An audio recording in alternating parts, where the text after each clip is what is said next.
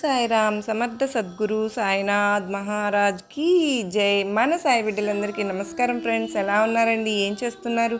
అందరూ బాగున్నారు కదా? మన సాయినాథుని దయ వలన అందరూ బాగున్నారని, బాగుండాలని మనస్ఫూర్తిగా బాబావారిని కోరుకుంటూ ఆ సాయినాథుని కృపా కరుణా కటాక్షములు మనందరిపైన నిండుగా మెండుగా ఉండాలి అని మనస్ఫూర్తిగా సాయినాథుని వేడుకుంటూ ఈరోజు వీడియో అయితే స్టార్ట్ చేస్తూ ఉన్నాను ఫ్రెండ్స్.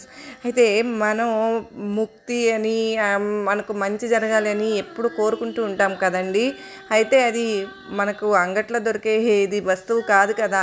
మనం చేసుకున్న కర్మ ఫలితాలను బట్టి మనకు ఎలా ఉండాలి ఏంటి అనేది మనకు ఆధారపడి ఉంటుంది. అయితే సత్కార్యాలు చేస్తూ బాబావారి బహుమానం ఉంటూ కనుక బాబావారి బహుమానం మనకు ఖచ్చితంగా మనకేనండి. ఎప్పుడు కూడా ఈ విశాల విశ్వంలో కూడా అనంత కోటి జీవరాశుల్లో మనం మానవ జన్మ లభించడం అనేది నిజంగా సాయినాథుని పట్ల దైవం పట్ల చూపే అపారమైన దయకు నిదర్శనం. మానవ జన్మ లభించడం అనేది కోట్ల కోట్ల జన్మల పుణ్యఫలం. మనలో దేవుని చూస్తూ సేవించేవాడే మనలో, అంటే మనిషిలో దేవుణ్ణి చూసుకుంటూ సేవించేవారే మనిషి అని, అప్పుడే మనం తప్పక దైవ సన్నిధిని పొందుతాము. అదే విముక్తి అండి. ముక్తి అనేది బాబా మన నిజాయితీని, సేవా దృక్పథాన్ని మెచ్చి ఇచ్చే బహుమానం కాదు. ఎందుకు అంటే మంచి పనుల ద్వారా పుణ్యాన్ని, అందువల్ల మరో గొప్ప జన్మని పొందుతాము. ముక్తి అంటే దానికి దీనికి చాలా తేడా ఉంది. కానీ ఈ జనన మరణ చక్రం నుంచి తప్పుకొని మనం శాశ్వతంగా సాయినాథుని పాదాల దగ్గర ఉండిపోయే అవకాశమే విముక్తి. ముక్తికి విముక్తికి ఎంత తేడా ఉందో చూసారా ఫ్రెండ్స్? అయితే ఇది మన పనుల వల్ల కూడా కాదు, సాయినాథుని కరుణ వలన మాత్రమే ఆ శివ సన్నిధిని మనం చేరుకోగలుగుతాము. ఆ సాయినాథుని శివయ్య పాదాల చెంత మనం ముక్తిని మాత్రమే పొందగలుగుతాము. అది దయ వలనే మనకు కలుగుతుంది. కానీ మనం ఎన్ని ప్రయత్నాలు చేసినా కూడా మనకు, అంటే ప్రయత్నం చేయడంలో చాలా అవసరత ఉంది. అయితే బాబావారు విముక్తి అంటే విడుదల అనే మాటలు అనేది కూడా మామూలు అర్థం అంటే ఒక పని నుండి విడుదల లభిస్తే అది విముక్తి కాదు ఫ్రెండ్స్. కానీ మనకు మన జన్మలకు మధ్య ఉన్న సంబంధం, అంటే ఆ సంబంధం నుండి మనకు శాశ్వతంగా ముక్తి అనేది లభిస్తేనే అది నిజమైన విముక్తి అని తెలుసుకోవాలి మనందరం కూడా. ఏ పని చేసినా కూడా దానికి కర్త, కర్మ, క్రియ సాయినాథుడు శివయ్య మాత్రమే, కానీ నేను కాదు అనే నమ్మకం పూర్తిగా ఉండాలి. అంటే మనస వాచ కర్మణ కూడా మనం పూర్తిగా నమ్మితే కనుక భక్తుని మీద బాబావారు కురిపించే అమృత వర్షమే శాశ్వతమైన విముక్తి. అప్పుడే మాత్రమే బాబావారు మనను దీని నుంచి విముక్తులను చేస్తారన్నమాట. వాచ కర్మణ నమ్మితే గనక బాబా భక్తుని ఒక పసిబిడ్డగా తమ ఒడిలోకి తీసుకుంటారు ఫ్రెండ్స్. అంటే ఇక పుట్టుకే లేదు.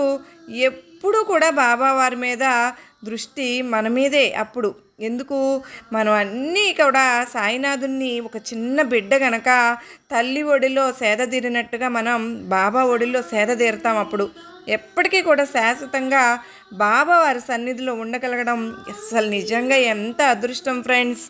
మనము అది ఎంతో గొప్ప బహుమానం కూడా కదా. మనకు మానవ జన్మ లభించినందుకు మనం ఎప్పుడు కూడా మంచి పనులని చేస్తూ సత్కార్యాలు చేస్తూ సాయినాథుని నుండి బహుమానం మనం పొందడానికైతే మనం తప్పకుండా ప్రయత్నించాలండి. ముక్తిని పొందడానికి ఈ మానవ జన్మను ఒక అపూర్వ వరంగా మనం భావించాలి ఫ్రెండ్స్. మరి మనం మన సాయినాథుని బాటలో నడవడానికి మనమైతే తప్పకుండా కృషి చేయాలి. దానికి మనం ఒక్క అడుగు ముందుకు వేస్తే బాబా 10 అడుగులు ముందుకు వేసి మనకు మంచి మార్గాన్ని అయితే చూపిస్తారు. మనం ఈరోజు సాయినాథుడు, రేపే కదండి కార్తీక పౌర్ణమి. అసలు మనం ఎన్నో రోజులుగా ఎదురు చూస్తున్నాము. కార్తీక మాసము అంటేనే మనకు ఒక పండగ వాతావరణం. ఆ రోజు ఇంకా కార్తీక పౌర్ణమి అంటే ఇంకా చెప్పనవసరం లేదు. మేమందరం అయితే అందరము కలిసి మార్నింగ్ నుంచి ఈవినింగ్ వరకు ఆ యాక్టివిటీ యాక్టివిటీస్లోనే పాల్గొనడానికి చాలా ప్రయత్నం అయితే చేస్తూ ఉంటాము. ఈరోజు ఈ మనకు గొప్ప అవకాశం మనం తెలుసుకుని రేపు మనం కార్తీక మాసంలో వచ్చే కార్తీక పౌర్ణమిని ఏ విధంగా అయితే మనం చేసుకోవాలి అనేది తప్పకుండా తెలుసుకుందామండి. అయితే ఈ మాసంలో కార్తీక పౌర్ణమి నవంబర్ 15 వచ్చిందండి. ఈ కార్తీక పౌర్ణమి రోజున ఉసిరి దీపం కనుక వెలిగిస్తే అష్టైశ్వర్యాలు కలగడం ఖాయం ఫ్రెండ్స్. కార్తీక మాసంలో ఉసిరి దీపాలు వెలిగించడం వలన సాక్షాత్తు కేశవులతో పాటు బ్రహ్మ సకల దేవతలలో ఉసిరి చెట్టులో కొలువు ఉంటారు అని చెప్తూ ఉంటారు. అయితే ఒక అద్భుతమైన వృక్షం అనేది ఈ ఉసిరి చెట్టు అండి. అందుకే మనం తప్పకుండా ఉసిరి దీపం ఎలా పెట్టుకోవాలో తెలుసుకుందాం ఫ్రెండ్స్. అయితే ఉసిరి దీపం ఉసిరి చెట్టు చాలామంది దగ్గర ఉసిరికాయని పైన చెక్కు తీసేసి పెడుతూ ఉంటారు కదా, అలా పెట్టవచ్చా లేదా అన్న విషయం కూడా మనం తెలుసుకుందామండి. ముందుగా అందరూ గనక ఓం నమ శివాయ అని కామెంట్ చేసి ఒక చిన్న లైక్ అయితే ఇవ్వండి ఫ్రెండ్స్. కార్తీక మాసము అంటేనే దీపదానానికి ఎంతో విశిష్టత ఉంది కదండి. ఈ మాసంలో చేసే దీపారాధన చాలా అంటే చాలా విశిష్టమైనది ఫ్రెండ్స్. పత్తితో చేసిన ఒత్తులను ఆవు నెయ్యిలో నానపెట్టుకుని మనం వాటిని అయితే మట్టి ప్రమిదల్లో కూడా వెలిగిస్తూ ఉంటాము. ఇంకా కూడా పిండి దీపాలలాగా కూడా వెలిగిస్తాము. కానీ వీటన్నిటికంటే కూడా కార్తీక మాసంలోనండి ఉసిరి చెట్టుకి ఉసిరి మొక్కకు అలాగే ఉసిరికాయలు నల్లికాయలు తిరిగి చాలా ప్రత్యేకత ఉందండి.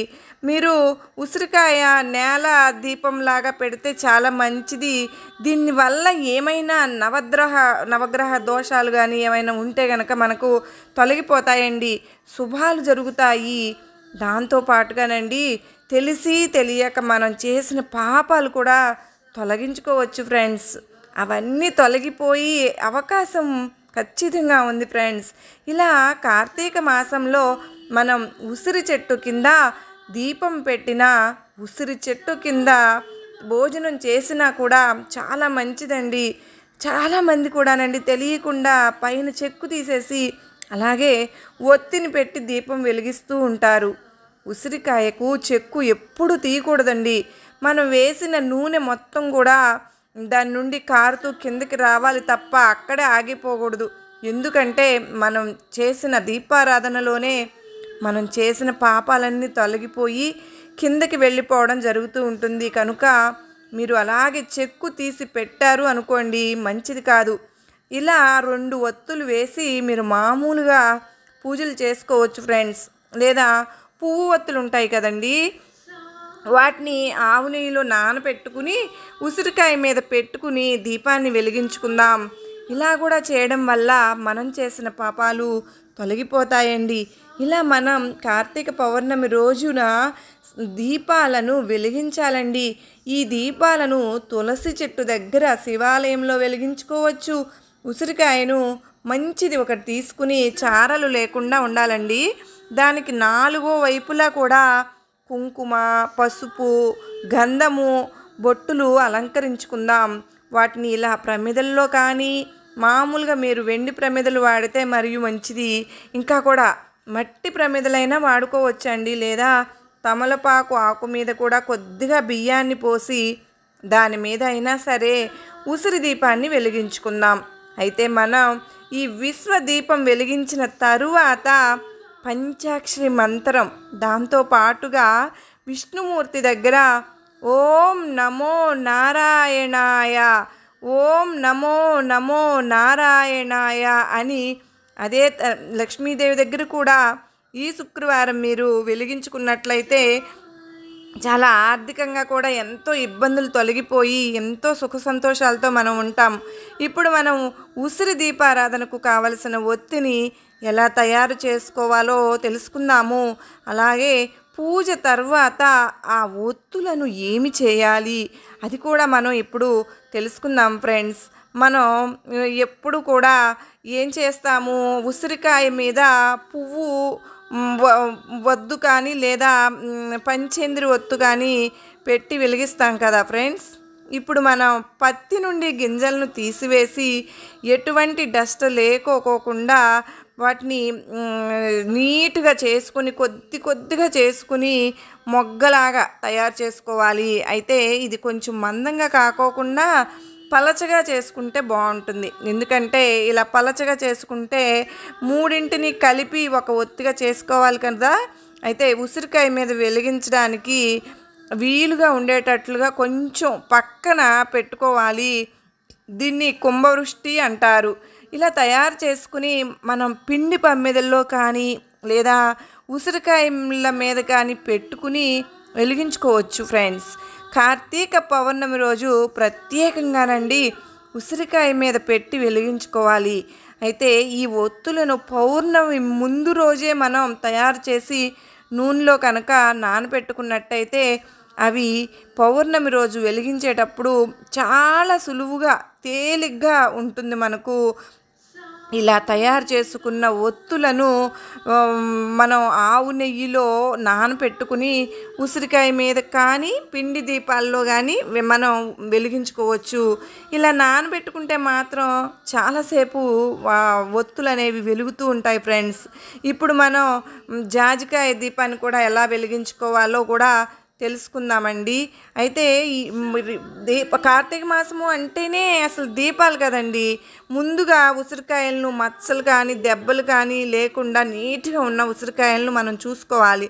అలానే చెట్టు నుంచి కోసినా ఇంకా బాగుంటుందన్నమాట. మనం ఎప్పుడు కూడా ఉసిరికాయని కట్ చేయకూడదు ఫ్రెండ్స్. ఉసిరికాయని కట్ చేయకుండానే ఉసిరికాయ మీద గంధము కుంకుమ రాసి బొట్టు పెట్టుకుని దానిపైన పొద్దున్న పెట్టి దీపాన్ని వెలిగించాలన్నమాట. ఒత్తిని పెట్టి ఈ కార్తీక మాసంలో కనుక ఉసిరికాయ దీపం ఎంతో ప్రత్యేకమైనది ఫ్రెండ్స్. వీలు దొరికితే కనుక కార్తీక మాసం అయ్యేదాకా కూడా ఈ ఉసిరికాయ దీపారాధన చేసుకుంటే అసలు ఇంకా చాలా ఫలితాలు అనేవి మనం పట్టుకుంటాం అన్నమాట. దేవదానం సంగ్రామంలోని కొన్ని అమృత బిందువులు పొరపాటున భూమి మీద పడడంతో పుట్టిందంటండి ఈ ఉసిరి చెట్టు అని చెప్తారు కదా ఫ్రెండ్స్. అంతేకాదండి, సకల మానవాళిని రక్షిస్తోందని మనం కూడా చెప్తారు. అలాగే ఉసిరి చెట్టు ఉసిరికాయలు ఎన్నోనంటండి ఔషధ గుణాలు మన బాడీకి అందుతూ ఉంటాయి. అంటే ఆరోగ్యం కూడా ఉసిరి చెట్టు ఎంతో మేలు చేస్తుంది. ఈ కార్తీక మాసంలో ఉసిరి చెట్టు మీద శ్రీ మహావిష్ణువు లక్ష్మీదేవి ఇద్దరు కూడా కొలువై ఉంటారు ఫ్రెండ్స్ అని పెద్దవాళ్ళు చెప్తూ ఉంటారు కదండి.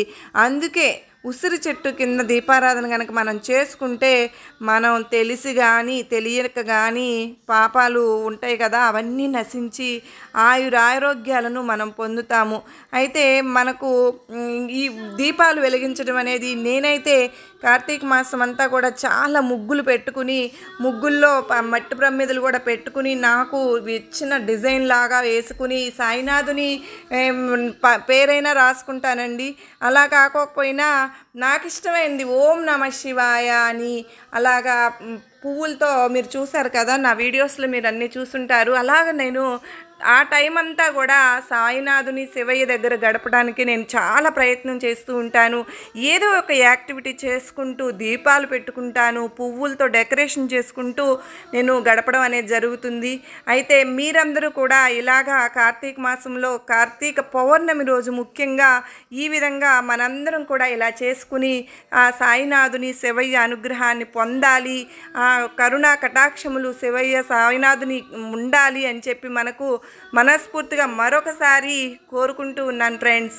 అయితే మీకు ఈ వీడియో నచ్చినట్లయితే మరికొంతమందికి షేర్ చేయండి. అలాగే మరో చక్కని సాయినాథుని సందేశంతో మరలా కలుసుకుంటాను ఫ్రెండ్స్. అంతవరకు నమస్కారం అండి. ఓం సాయిరామ్. సర్వే జనా సుఖినో భవంతు.